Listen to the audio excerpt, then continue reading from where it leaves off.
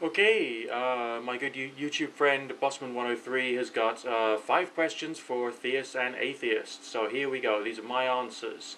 The first question is, which piece of fiction represents your worldview the best?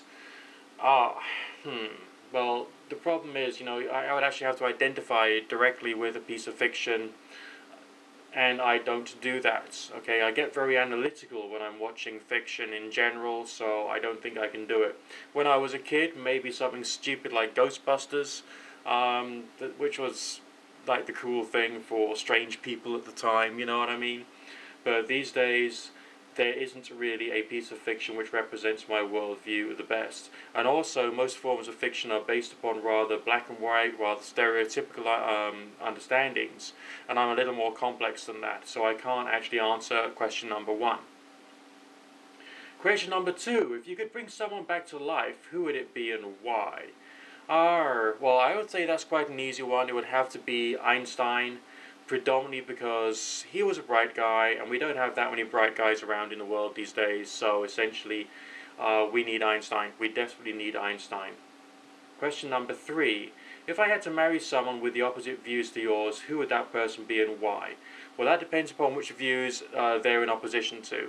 In opposition to my theological views, they would have to be of a charismatic evangelical persuasion, or if it was from the political point of view, they would have to be either an extremist on the socialist side of things or an extremist on the conservative side of things.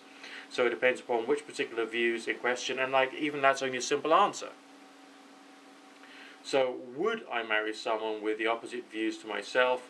I would probably just carry on staying single and jacking off, probably, to be quite honest. So I don't really see the point in getting yourself involved with someone who is too different to yourself. You've got to work out which particular ways they're similar to you, which ways they're different to you, in what ways you're capable of being open and broad-minded, and in what ways you're not capable of being open and broad-minded, and of course everywhere in between. So it's more complex. I mean, these things require a very black and white thing, and I can't really give you a very black and white thing because I'm not a very black and white person. I'm kind of like numerous shades of every single color on the rainbow kind of person. So it's weird, I'm more complex than that. I can't do it.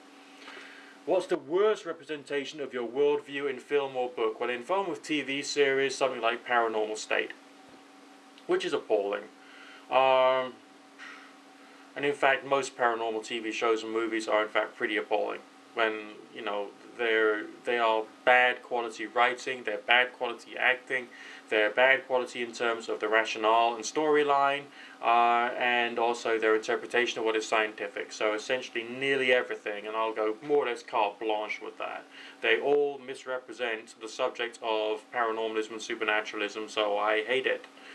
Okay? What do you think is the best example of the other view doing something good? Well, when you get something like hard atheists who are raising money for charity, that's a positive thing. Okay, they're still doing something good. They don't necessarily have a broad mind, but they're still trying to do something good. So I certainly don't object to any of that kind of stuff. So yeah, I mean, there's plenty of good in atheists or atheism. I don't necessarily agree with the way that the atheists perceive life, but that's up to them.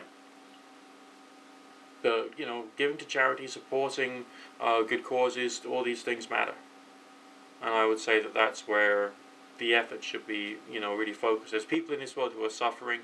I mean, when there's like a humanist who takes a role as a counselor, maybe, whatever. Something good, giving back to people, helping people to get out of problems, whether it's in terms of giving money to a homelessness charity, giving money to a medical charity, or being there for people, whether it's because they're sick or whether it's because they've got issues they're trying to work through. That's doing something good. It doesn't matter whether you're a theistic Satanist or whether you're whatever, as long as you can do those jobs and you can do them well. That's what matters. That's what's important. That's what's really, really good stuff. Anyway, those are my opinions.